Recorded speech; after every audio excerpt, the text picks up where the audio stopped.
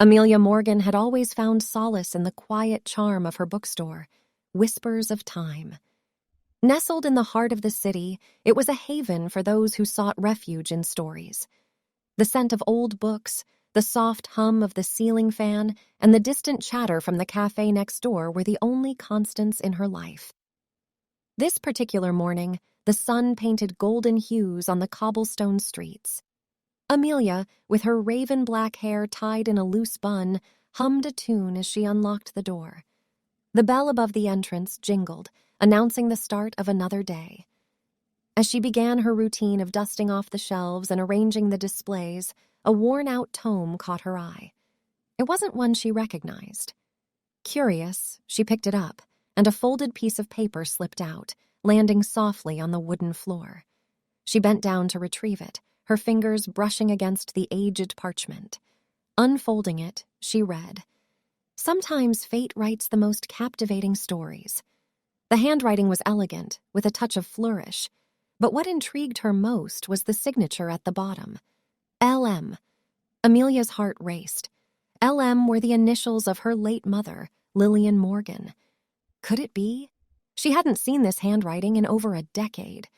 Memories of her mother's bedtime stories, filled with tales of destiny and love, flooded back. Determined to uncover the mystery behind the note, Amelia decided to trace the book's origins. A small sticker on the back cover indicated it was from an estate sale.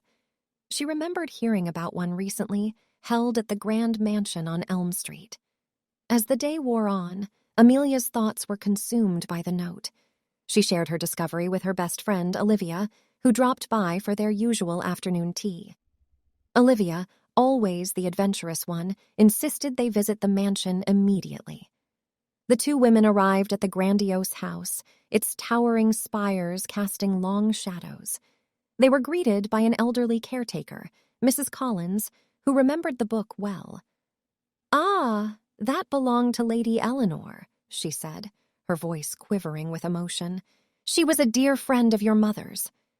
Amelia's eyes widened in surprise. How could her mother have known a noblewoman, and why had she never mentioned her?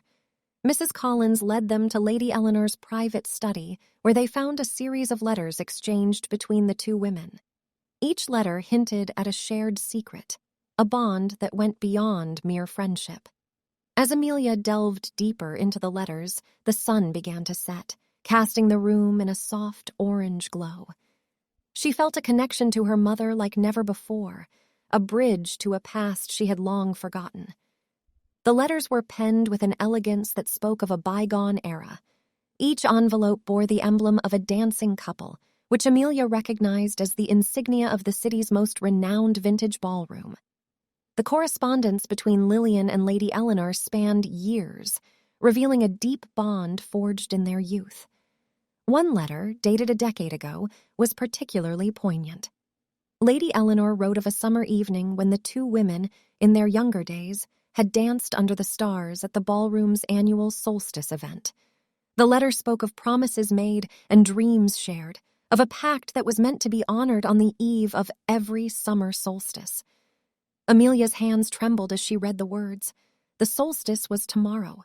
The weight of the discovery pressed on her. She had to know more. Olivia, ever the voice of reason, suggested they speak to Mrs. Collins again. The elderly caretaker, upon hearing their questions, hesitated for a moment, her eyes clouding with memories. "Your mother and Lady Eleanor were inseparable," she began, her voice soft. "They shared a bond that many envied, but one summer, everything changed." Mrs. Collins recounted the tale of a fateful evening when Lillian and Lady Eleanor had attended the ballroom's solstice event. Both women had fallen for the same man, a dashing young dancer named Richard. Their friendship strained and they parted ways, their bond seemingly broken. But the letters told a different story. Despite the heartbreak and distance, the two women had found their way back to each other, their friendship stronger than any romantic entanglement. They had made a pact to meet at the ballroom every solstice, a tradition they kept until Lillian's untimely passing. Amelia was overwhelmed. The tales of love, betrayal, and reconciliation were more captivating than any novel in her store. The realization that her mother had harbored such a secret, such a profound bond, left her with a myriad of emotions. As the evening shadows deepened, Amelia made a decision. She would attend the solstice event at the vintage ballroom. She needed to honor her mother's memory and perhaps find answers to the questions that now consumed her. Olivia, sensing the importance of this journey for Amelia, promised to accompany her. The two women left the mansion, the weight of history and the anticipation of the morrow heavy in their hearts. The next day dawned bright and clear. Amelia felt a mix of excitement and trepidation as she prepared for the evening. She chose a vintage dress from her mother's collection, a deep blue gown that shimmered in the light. As she looked in the mirror, she felt a connection to Lillian, as if her mother was right beside her, guiding her steps. Olivia arrived, dressed in a stunning red number, her enthusiasm palpable. "Tonight's the night, Amelia," she said with a grin. "Who knows what destiny has in store?" The vintage ballroom was a sight to behold. Crystal chandeliers hung from the ceiling, casting a soft glow over the polished wooden floor. The walls were adorned with golden trims and mirrors that reflected the dancers' every move. The air was thick with anticipation, the soft strains of a waltz playing in the background. As Amelia and Olivia entered, they were met with a sea of swirling dresses and sharp tuxedos. The attendees, many of whom were regulars, exchanged greetings and shared laughter, the atmosphere one of camaraderie and celebration. Amelia felt a bit out of place amidst the revelry. She scanned the room, hoping to find a familiar face or perhaps a clue about her mother's past. Just as she was about to give up, a gentle hand tapped her shoulder. She turned to find a tall, silver-haired gentleman with piercing blue eyes. "You must be Amelia," he said with a warm smile. "You have your mother's eyes." Taken aback, Amelia replied, "Do I know you?" The man chuckled. "Not directly, but I knew Lillian very well. I'm Richard." The revelation hit Amelia like a tidal wave. This was the man who had come between her mother and Lady Eleanor, the very heart of their youthful drama. Yet here he was, looking at her with kindness and warmth. Richard led Amelia to a quiet corner where they sat and talked. He spoke fondly of Lillian, recounting tales of their shared adventures and the love they once had.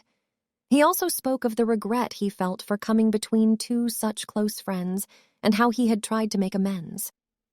As the evening wore on, Amelia danced with Richard, the two moving in harmony to the rhythm of the music.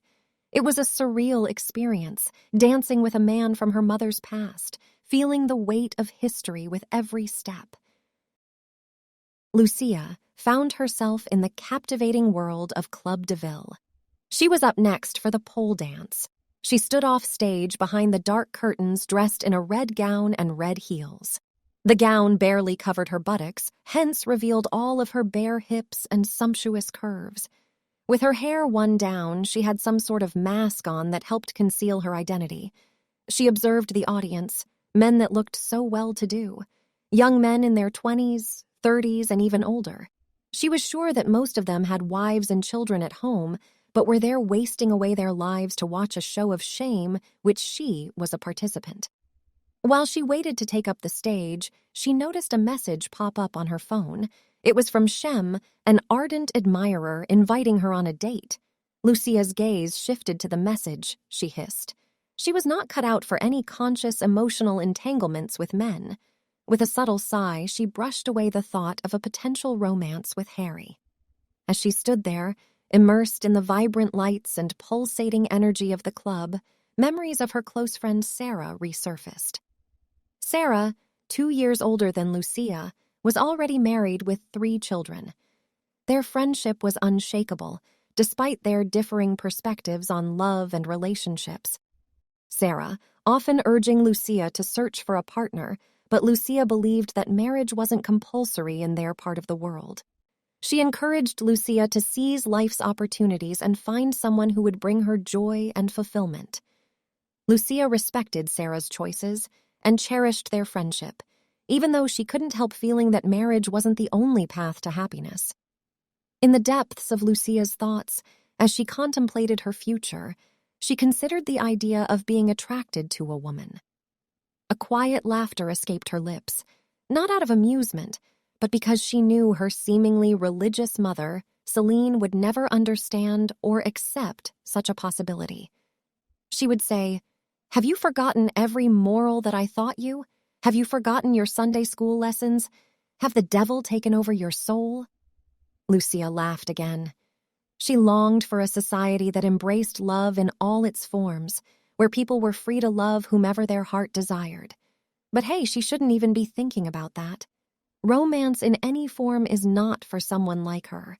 And for now, Lucia embraced her role as a performer, delighting in the liberation she found on the stage. Each dance move represented an act of rebellion against societal norms and expectations. She lived to challenge preconceived notions and carve her own path. As the music swelled and the crowd gathered around the stage, Lucia let go of her concerns and immersed herself in the moment. With each graceful movement, she exuded strength and self-discovery. She danced, not for anyone else's approval, but for her own pleasure and empowerment. Lucia knew that her journey was just beginning.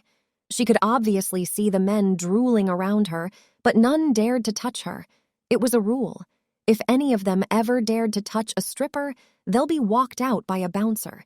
As Lucia gracefully moved around the pole, her attention was momentarily caught by a familiar figure among the crowd. She felt a sense of relief wash over her as she realized that her mask concealed her identity, shielding her from being easily recognized. Deep down, she carried the heavy weight of shame for her act, but circumstances had left her with no other option.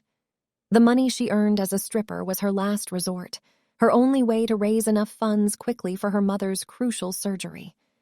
As the music faded and Lucia stepped off the stage, she made her way to the dimly lit dressing room. Alone, she allowed herself a brief moment of self-disgust, resenting the choices that had led her to this point. There was no time for remorse, though. She had to stay focused on her goal of saving her mother. Suddenly, the door swung open, and a man barged him entered the room and, without warning, took off Lucia's mask. "Get out!" Lucia yelled at him. "I knew it! You are the girl that wanted to burn my skin at the cafeteria the other day. Never knew you were this beautiful, bitch. Watch it, man! I'm gonna call security on you if you don't leave this place this minute." "Really? Yeah, did you not read the out-of-bounds clearly written at the entrance door?" Lucia spoke with much irritation mixed with fear. His intentions were evident as he attempted to coax Lucia into a realm of intimacy beyond her boundaries. She resisted him outright, making her stance clear. "I am just a stripper and not some bitch you can get into her pants easily." Her integrity and self-worth remained intact despite her circumstances. But then, the stranger pushed further, dangling a tempting offer of $50,000 for just one night with her. "What?" she asked, transfixed. That amount represented almost half of the money she desperately needed for her mother's surgery. "Yes, $50,000 for a night with me." He spoke softly with his breath hitting Lucia's face. He enjoyed the fact that she calmed on hearing the amount he was offering. He would offer more, if need be. After all, he had the money to get any woman he desired, and the desire for the girl before him burned beyond what he could let pass. Lucia hesitated, her heart pounding with conflicting emotions. The weight of responsibility for her mother's well-being pressed heavily upon her, clouding her judgment. After a few moments of conflicting contemplations, she reluctantly made a decision. "Okay, but you'll have to pay me before I do anything with you, and definitely not in here." The tall, handsome dude with curly hairs smiled triumphantly at her. He did a few clicks on his phone and handed it over to Lucia. "Your account details," he said. Lucia took the phone and input her details. She handed the phone back to him and he made a few clicks once again. Just then, her phone beeped at a message pop up. She'd received the pay. "So, shall we?" "Yes, but I can't go out with you like this. I need to get properly dressed, and please, we'll have a few drinks at the bar before leaving." "You can get changed all you want, but mind you, we'll only get drinks at my hotel." Lucia nodded, rationalizing that drowning herself in alcohol would perhaps numb the shame and disgust she will feel during the act. As they left the dressing room, her mind raced with a mixture of guilt, desperation, and a flicker of hope. Lucia followed, acutely aware of the fleeting moment when the lines between survival and self-respect had blurred. They found themselves in a dimly lit hotel room, the walls serving as a silent witness to her vulnerability. Lucia closed her eyes, trying to detach herself mentally, convincing herself that this was just another sacrifice she had to make. She drowned her senses in alcohol, consuming the liquid courage that would dampen her awareness of the act of shame she was about to endure. He, on the other hand, filled with lustful desire, watched her gulp down shots of alcohol. He could see that she was not a drunk from the very first shot she took. She struggled to gulp it down her throat. He thought that just maybe she was not a bitch before now, but all that was about to change. One problem he had with women, loose perverts. "You should take it easy on that drink. I don't want to have a dead body here with me by morning," he told her. "You have a name?" "Michael." "All right, Michael." She filled her glass again. "Alcohol doesn't kill, and of course it's only your body that can appear dead by morning, if at all." She was gradually loosing herself to the influence of the liquor. Michael could see this, and it pleased him, yet he felt some guilt, like he was about to murder somebody. He wondered why she deliberately drowned herself in alcohol. Anyways, all that mattered to him was the business for which he'd brought her. He was, however, going to watch her blab some more and get lost completely. And the night passed by in a numbing haze. Lucia woke up the next morning feeling a bit disoriented, with an aching head that threatened to fall off her body in the luxuriously decorated suite. As she tried to gather her thoughts, the memory of the previous night with a man she didn't even recall his name remained a blur. The sight of some cash by the bedside caught her attention, along with a note that read, "See you again soon, Michael." Puzzled, she wondered what exactly had transpired while she was under the influence of alcohol. She rolled her around, noting the luxury of the suite. It seemed more like a private suite, but she was sure at a hotel. She caught sight of her environment. There were things that in the room that indicated the owner was sure going return. This was definitely not a one-night suite. Maybe he kept it to bring his numerous women here, and she was just one of them. Getting up from the bed, he eyes then fell upon some pamphlets about HIV and a small container of pills.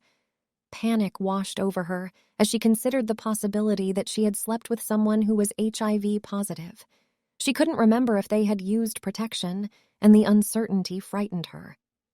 Without hesitation, Lucia quickly got dressed and made her way to the hospital, resolving to get tested as soon as possible. As she finished reading, the journey of the past few days, the revelations, and the connections she'd forged had been overwhelming. But her mother's words provided solace, a guiding light amidst the chaos. As the first rays of the sun filtered into the chamber, Alexander and Olivia stood beside Amelia, a silent promise of support and understanding. The legacy of Lillian and Eleanor, of love and friendship, would live on through them. The trio left the chamber, the door closing with a soft thud. The ballroom, with its grandeur and history, stood as a testament to the power of love, destiny, and the echoes of the past that shape our present. Lucia wiped away her tears as she sat in the hospital room, clutching the necklace with the locket pendant tightly in her hand.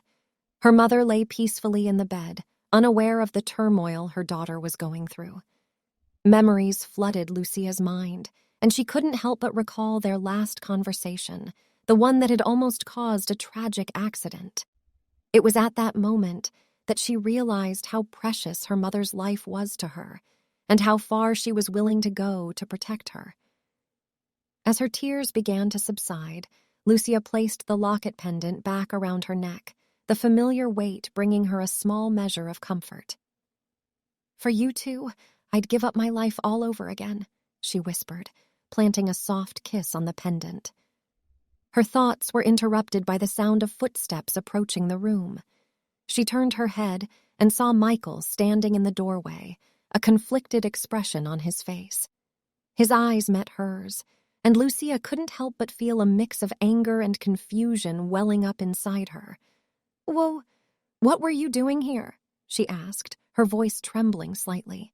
She suddenly remembered why she had rushed to the hospital in the first place.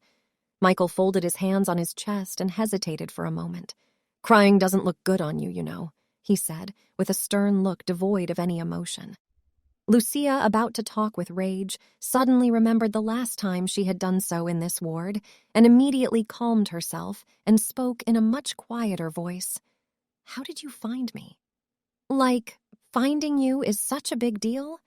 You wouldn't even ask me to come sit or say hello to your mom?" Lucia wiped off her tears and looked straight at Michael, even though she could barely hide her frustration. "What do you want? Are you following me?" He smiled at the look of frustration on her face and said softly, "I have better things to do with my time than following a stripper and a bitch." The softness in his voice was a height of sarcasm for Lucia. She forced herself to pretend she did not hear him call her names, for that was the blunt truth about her. Just then, the doctor and some nurses walked into the ward. "Hello, Lucia," the doctor greeted her. "Hello, doctor. What's going on?" "Oh, we have to prepare Celine for the theater." "Theater? What?" "I thought you are aware. The surgery has been paid for," the doctor said, and stared back at Michael, who was still standing at the door with his hands crossed to his chest. "Just do your job, doctor. We were just discussing that," Michael quickly said, cocking an eyebrow at Lucia. Lost and tongue-tied, she stood up to allow the nurses to do their job. She stepped out of the ward follow after Michael.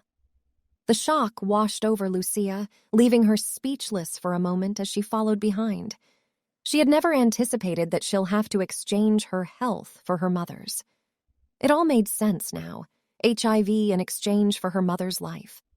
It was a bitter pill to swallow, but she found herself unable to form any words of gratitude. Taking a deep breath, she finally managed to mutter a quiet, "Thank you." But deep down, resentment lingered within her. "It's fine. You owe me," he said, walking on without bothering to look back. "Wait," Michael turned to her. "About the pamphlet and pills I found in your hotel room. Is it really what I am thinking?" He spoke tenderly to her. "I wouldn't know what you are thinking about, Lucia. You're at the hospital and tests ain't so expensive to run, are they?" "Look, Lucia, I know you have questions, but don't worry. We are friends now, but you ain't getting any answers from me. Visit the laboratory." His dismissive response shattered Lucia's hopes of finding answers from him. Fear crawled into her. She didn't dare. "And hey, don't try to find me," he added quickly before turning to leave. She watched him leave as she wanted to speak but couldn't find her tongue. She headed for the laboratory section to get tested, but just at the door, strength failed her and she turned back. Sarah and Lucia gently helped Celine into the house, her frail form still recovering from the recent surgery. Sarah's daughter, Scarlett, accompanied them carrying a bag. Once they were settled, Sarah volunteered to go make dinner. She asked Scarlett to join her in the kitchen. Celine, seeing that Lucia was about excusing herself too, he beckoned in her to stay. "Lucia, what is going on? You've been avoiding conversations with me lately," Celine spoke softly. She sat on a chair opposite Lucia. Lucia looked thoughtfully at her mom. What her mom said was truer than it sounded. She's been avoiding any moment of intimate bonding with her since the surgery. How can she bring herself to look at her mom in the eyes, knowing the atrocities she's committed lately?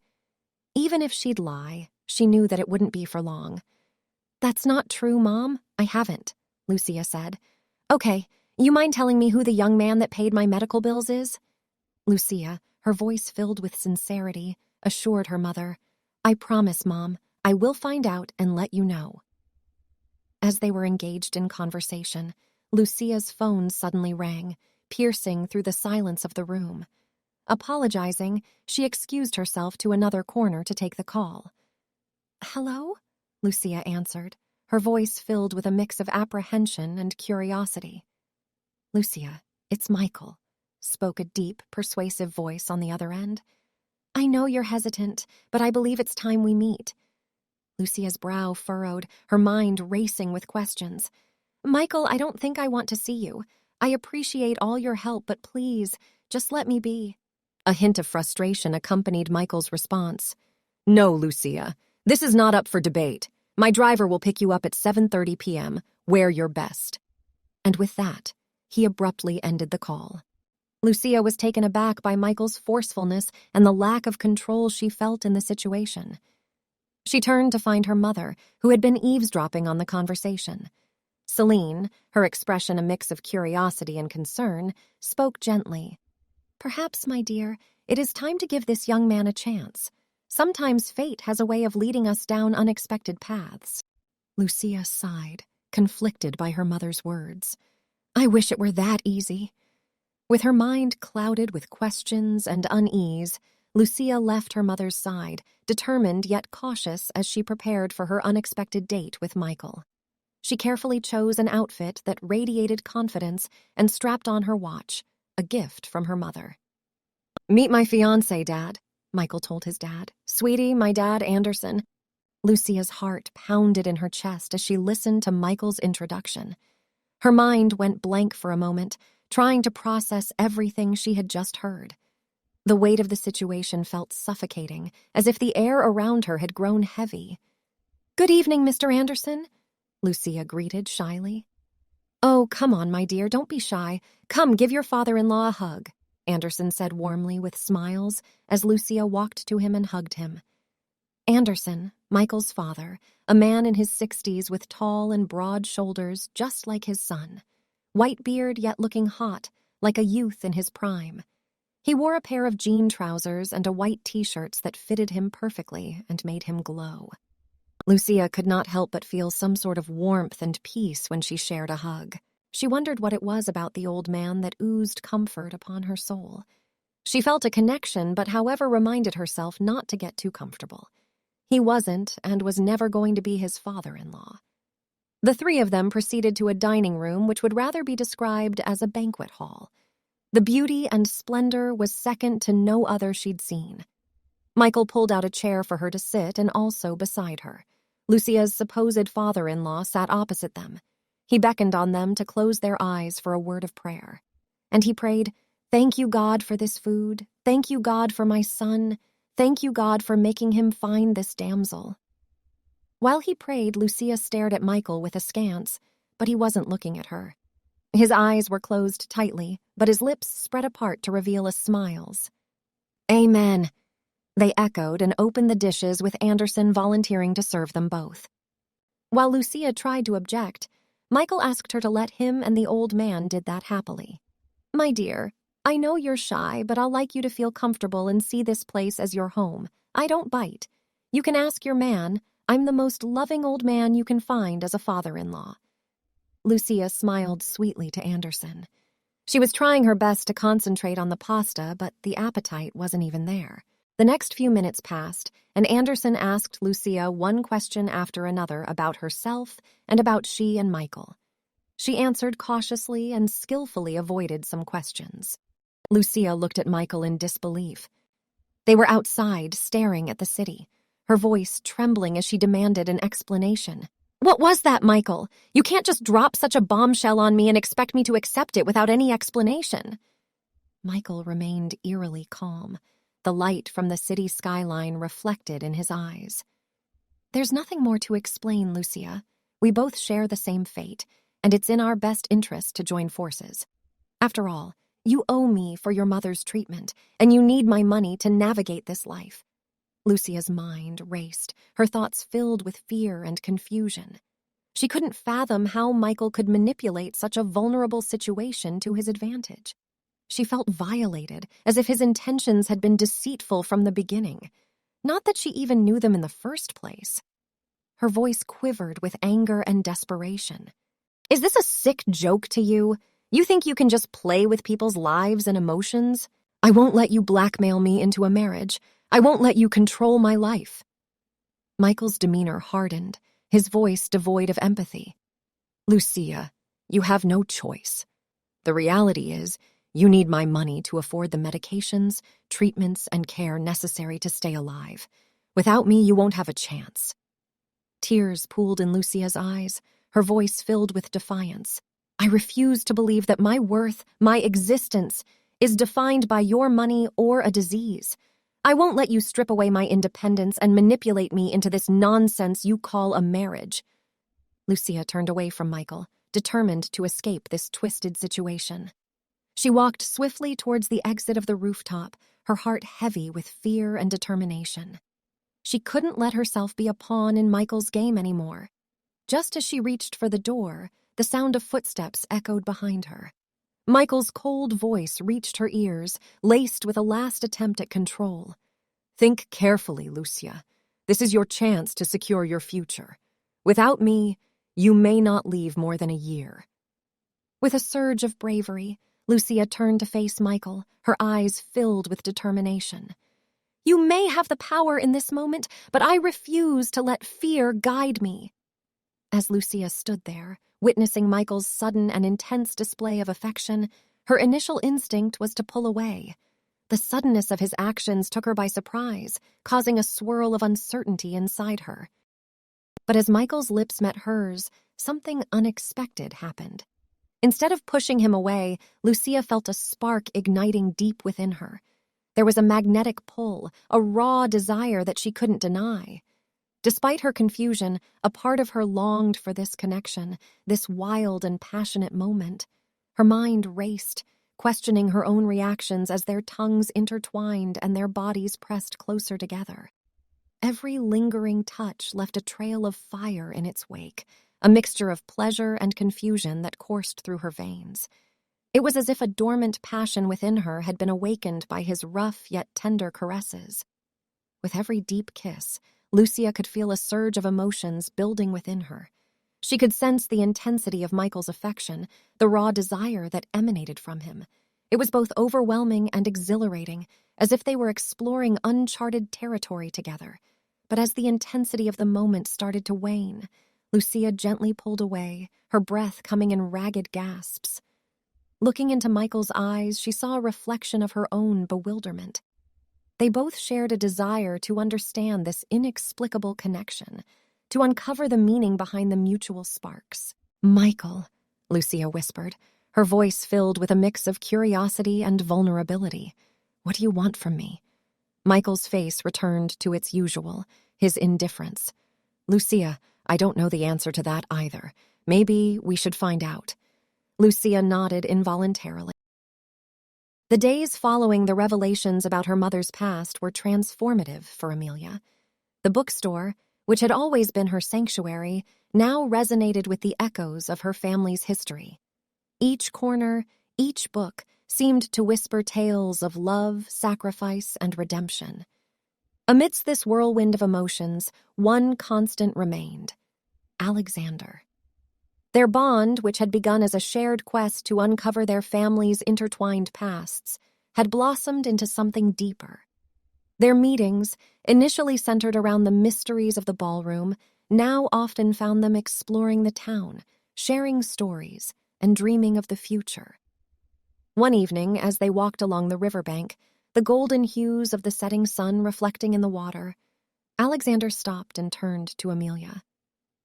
"You know," he began, his voice soft, "our family's histories are filled with tales of love and heartbreak. But I believe we have the chance to write a different story, one of understanding, trust, and unwavering love." Amelia looked into his eyes, seeing her own hopes and dreams reflected back. She nodded, her voice barely above a whisper.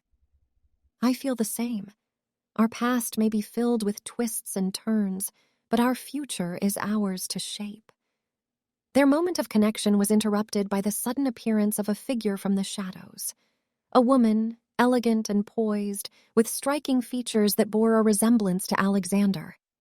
"Alex!" she called out, her voice dripping with disdain. "I see you're still playing detective." Alexander's face darkened, his posture stiffening. "Clarissa," he replied tersely, "what brings you here?" Clarissa stepped into the light, her gaze fixed on Amelia. "I've come to warn you," she said, her voice cold.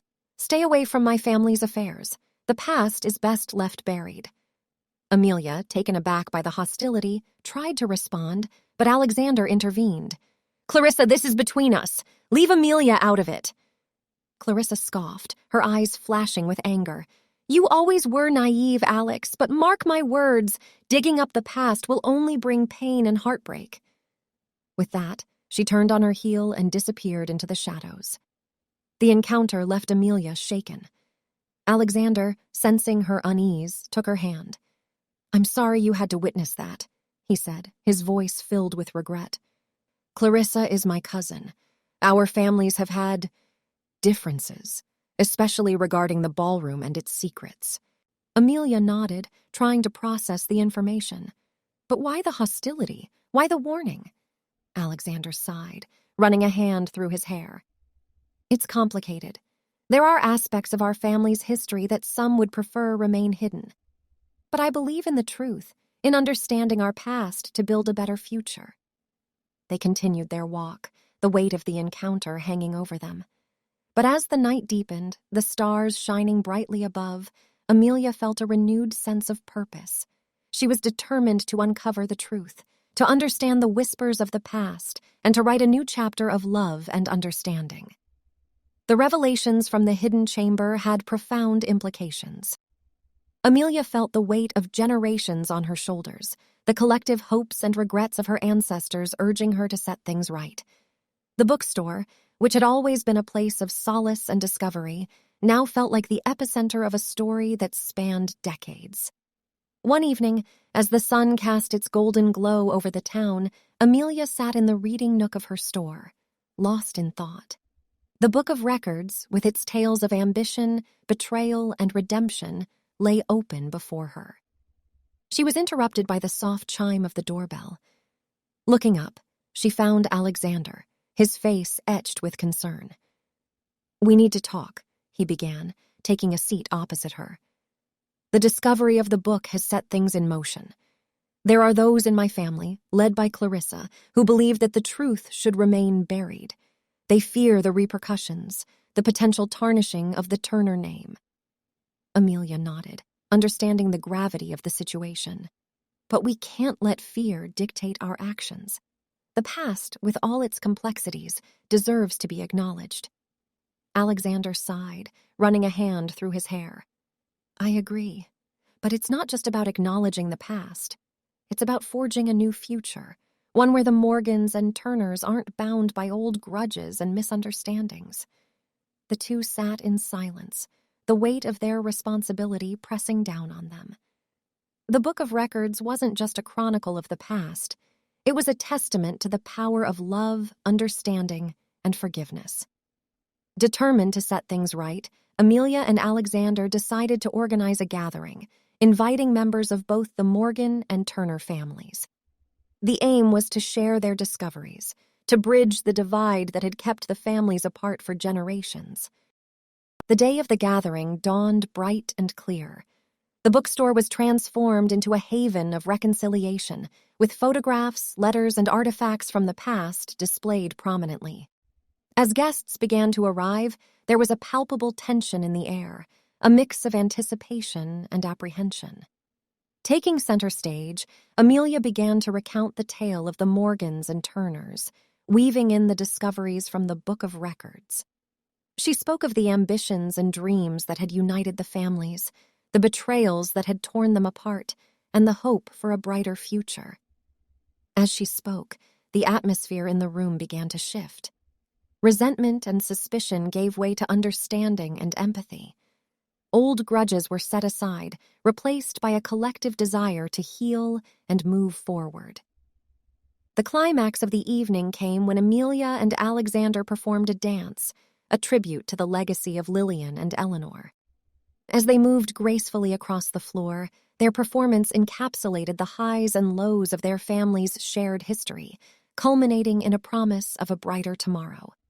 The applause that followed was deafening, a testament to the power of their performance and the message it conveyed. The gathering, which had begun with apprehension, ended with laughter, tears, and the forging of new bonds. As the night drew to a close, Amelia and Alexander stood outside the bookstore, the stars shining brightly above. They had taken the first step towards healing, towards writing a new chapter in the Morgan Turner saga. "We did it," Amelia whispered, her voice filled with emotion. "We've started the journey towards reconciliation." Alexander nodded, taking her hand. "Together, We'll ensure that the whispers of forgiveness guide our way, that love and understanding shape our future. The aftermath of the gathering was a whirlwind of emotions and activity. News of the event spread throughout the town, with many lauding Amelia and Alexander's efforts to bridge the generational divide between the Morgans and Turners. The bookstore, once a quiet haven for readers, became a hub of activity, with townsfolk visiting to learn more about the intertwined histories of the two families. Amidst this newfound fame, Amelia found herself grappling with a myriad of emotions. The weight of her family's legacy, combined with the challenges of her blossoming relationship with Alexander, often left her feeling overwhelmed. She sought solace in the quiet corners of her store, immersing herself in the tales of love and redemption that had shaped her life. One evening, as she was engrossed in a particularly poignant passage, a shadow fell across the page. Looking up, she found herself face to face with Clarissa. The air grew thick with tension as the two women regarded each other, a myriad of emotions playing across their faces. "I didn't expect to see you here," Amelia began, her voice steady despite the rapid beating of her heart. Clarissa sighed, her usual air of disdain replaced by one of resignation. "I've come to apologize," she said, her voice barely above a whisper. "I've been blinded by the weight of our family's legacy, by the need to protect our name at all costs. But seeing the efforts you and Alexander have made, the bridges you've built, has made me realize the error of my ways." Amelia, taken aback by this unexpected turn of events, took a moment to gather her thoughts. "It's never too late to seek forgiveness, to mend broken bridges," she replied, her voice filled with compassion. The two women sat in silence, the weight of their shared history pressing down on them. It was Clarissa who broke the silence, her voice filled with emotion. "I've spent so long holding on to the past, onto the grudges and misunderstandings that have shaped our family's histories. But seeing the love and understanding that you and Alexander share, the hope for a brighter future, has made me realize the futility of holding on to old resentments." Amelia nodded, her eyes filled with tears. "Our families have been bound by a tapestry of love, betrayal, and redemption. But it's up to us, the current generation, to shape our destiny, to ensure that love and understanding guide our way." The two women, once adversaries, now found themselves united by a shared purpose, by the desire to heal old wounds and forge a brighter future. They spent hours talking, sharing stories, and dreaming of the possibilities that lay ahead. As dawn broke, casting a golden hue over the town, Amelia and Clarissa stood outside the bookstore, their hearts lightened by the weight of their shared revelations. They had taken the first step towards healing, towards ensuring that the whispers of forgiveness would guide their families' futures. The days that followed were filled with hope and promise. The Morgans and Turners, once divided by old grudges and misunderstandings, now found themselves united by a shared purpose. They worked together to ensure that their families' legacies would be ones of love, understanding, and redemption. Amelia, with Alexander by her side, continued to run the bookstore, ensuring that the tales of their ancestors would be passed down to future generations. They also embarked on a new venture, establishing a dance academy in honor of Lillian and Eleanor, ensuring that their legacy of grace, talent, and passion would live on. As the years passed, the town bore witness to the power of love and forgiveness, to the ability of two families to set aside their differences and forge a brighter future. The whispers of forgiveness, which had once been mere echoes of the past, now rang out loud and clear, guiding the Morgans and Turners towards a destiny filled with hope, love, and understanding. The days following the reconciliation between the Morgans and Turners were a testament to the transformative power of understanding and forgiveness. The town, which had for years whispered tales of the two families' feud, now buzzed with stories of their unity. The bookstore, once a quiet sanctuary, became a symbol of hope and redemption. Amelia, with Alexander by her side, felt invincible. They had faced the ghosts of the past, mended broken bridges, and charted a course for a brighter future. Their love, which had blossomed amidst tales of betrayal and redemption, felt like a beacon, guiding them forward. However, as is often the case, when one is at the pinnacle of happiness, life has a way of introducing unexpected twists. One fateful afternoon, as Amelia was arranging the latest arrivals in the store, a stranger walked in. The woman, with raven-black hair and piercing blue eyes, exuded an aura of mystery. "I've been looking for you," she began, her voice soft yet firm. "There are things you need to know, truths that have been hidden from you." Amelia, taken aback by the stranger's proclamation, replied cautiously, "Who are you, and what truths are you referring to?" The woman hesitated, then pulled out a diary from her bag. The cover, worn and faded, bore the initials LM, Lillian Morgan. "This," she said, holding the diary out, "belonged to your mother, and it holds the key to understanding the true nature of the bond between our families." Amelia's heart raced as she took the diary. Flipping through its pages, she found entries detailing her mother's time in Paris, her blossoming romance with James, and the challenges they faced. But it was the latter entries, those written after their return to their hometown, that caught her attention. The diary spoke of a secret, one that Lillian had discovered about the Turners, which had the potential to shatter the fragile peace between the families. It hinted at betrayals, at promises broken, and at a love that had been tested to its limits. As Amelia read, the weight of her mother's words pressed down on her.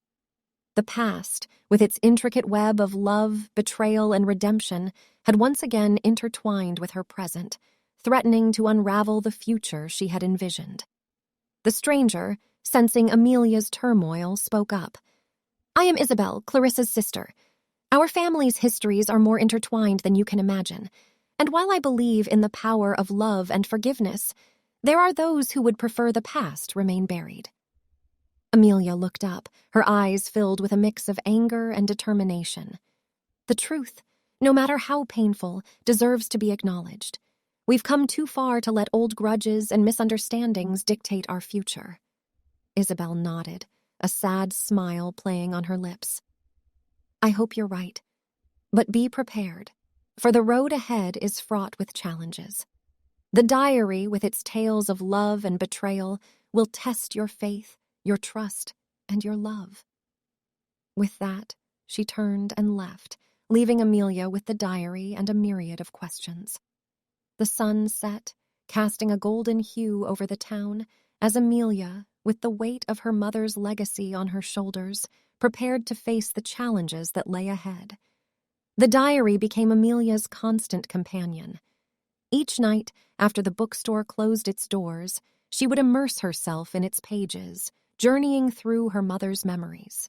The entries were a blend of joy, sorrow, passion, and pain, painting a vivid picture of Lillian's life. One entry, dated a few months after Lillian's return from Paris, caught Amelia's attention. It read, "The weight of our family's legacy feels suffocating. James and I had dreamt of a simple life, filled with love and laughter, but the shadows of the past, of promises made and broken, threaten to tear us apart. The Turners, with their secrets and betrayals, have introduced a rift, one that I fear might be insurmountable." As Amelia delved deeper, she discovered references to a pact, a promise of unity between the Morgans and Turners. But intertwined with this promise were tales of deceit, of a Turner who had betrayed the Morgans, leading to years of animosity.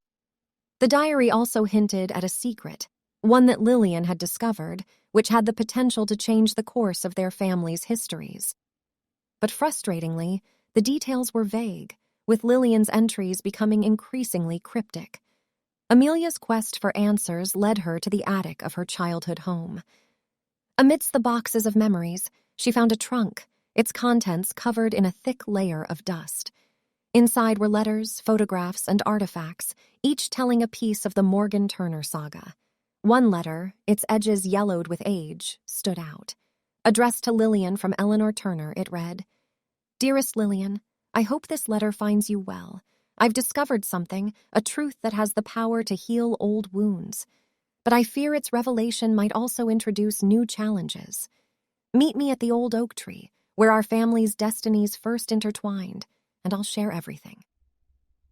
The letter was dated a week before the tragic accident that had claimed Eleanor's life. Amelia's heart raced. The old oak tree, a landmark in their town, had been the backdrop for countless Morgan Turner gatherings. Determined to uncover the truth, she decided to visit the site. As she approached the tree, its branches casting intricate shadows in the moonlight, she noticed a carving, 2 initials intertwined, L and E. Below it was a small cavity, inside which Amelia found a locket. Opening it, she was greeted by a photograph of Lillian and Eleanor, their faces radiant with youthful exuberance. Behind the photograph was a note. "To the future generations, may you find the strength to embrace destiny, to heal old wounds, and to chart a course for a brighter future. Love, always and forever, transcends time." Tears filled Amelia's eyes as the weight of the discovery sank in. The past, with its intricate web of love, betrayal, and redemption, had offered her a roadmap, guiding her towards a future where love and understanding would reign supreme.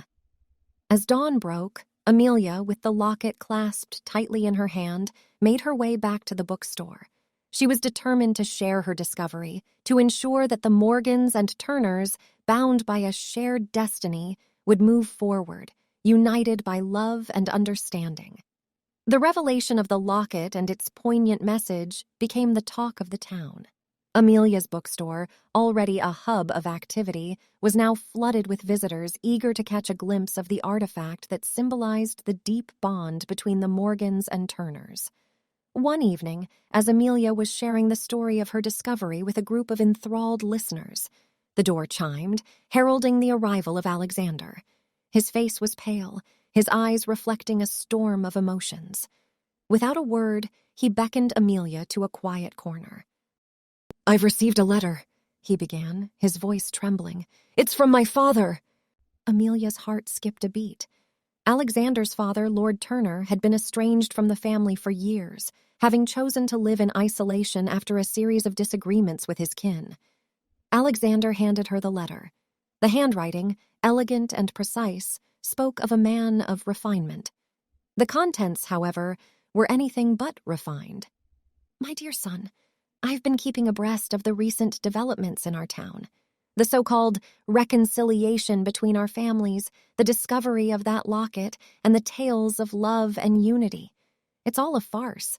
The Morgans have always been opportunists, and this is just another one of their ploys.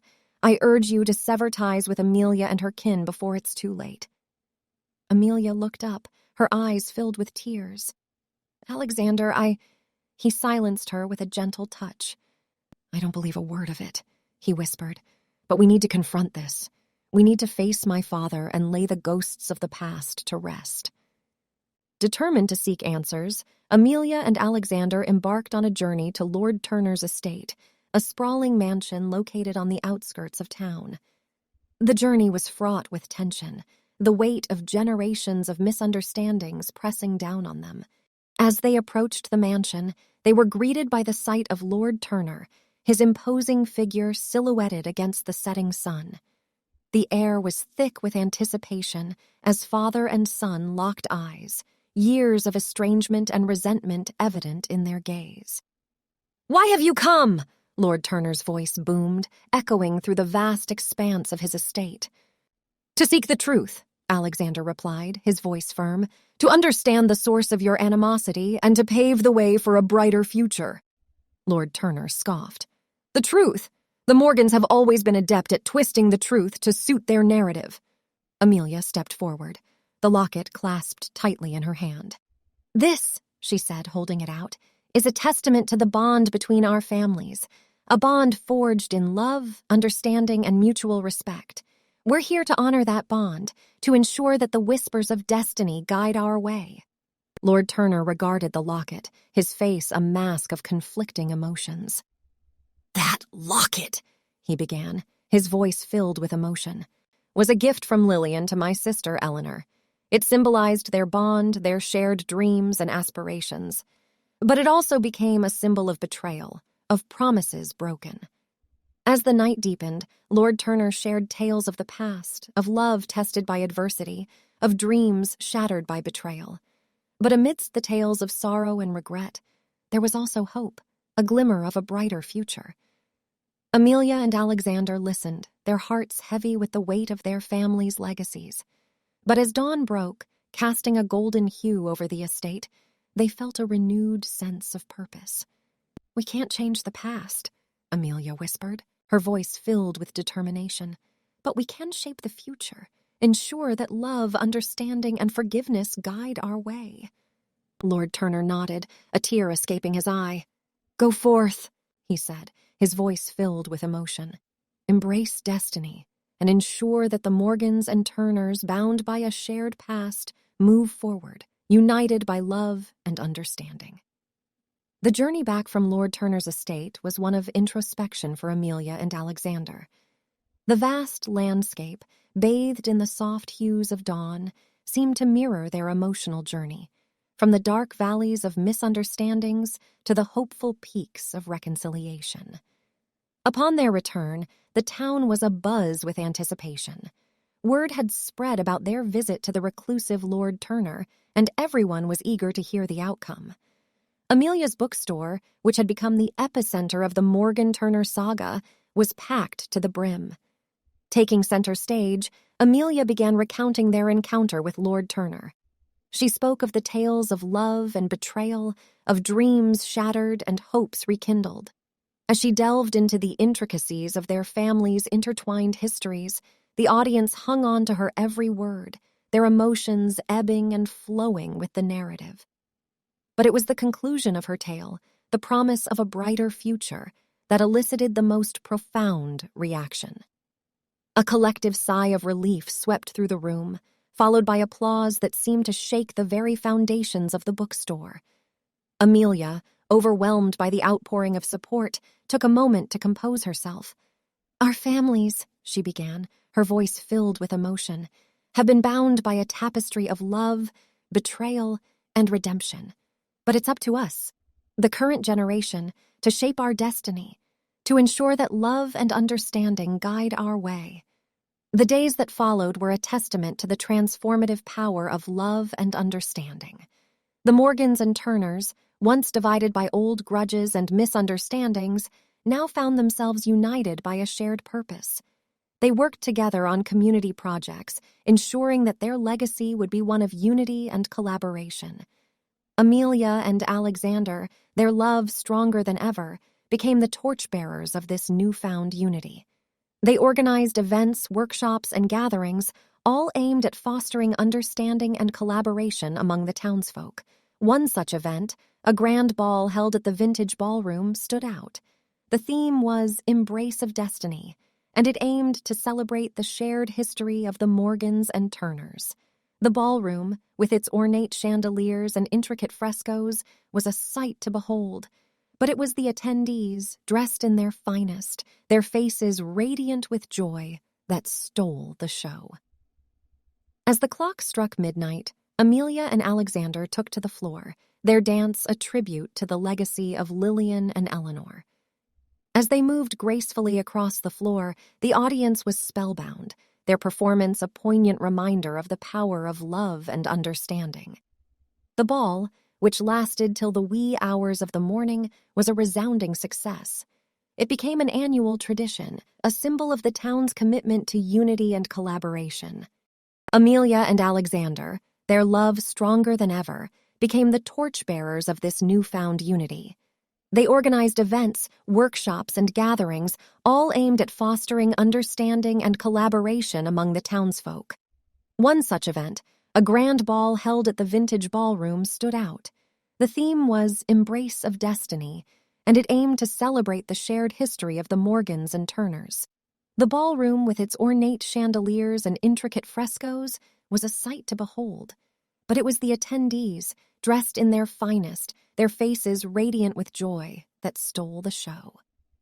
As the clock struck midnight, Amelia and Alexander took to the floor, their dance a tribute to the legacy of Lillian and Eleanor. As they moved gracefully across the floor, the audience was spellbound, their performance a poignant reminder of the power of love and understanding.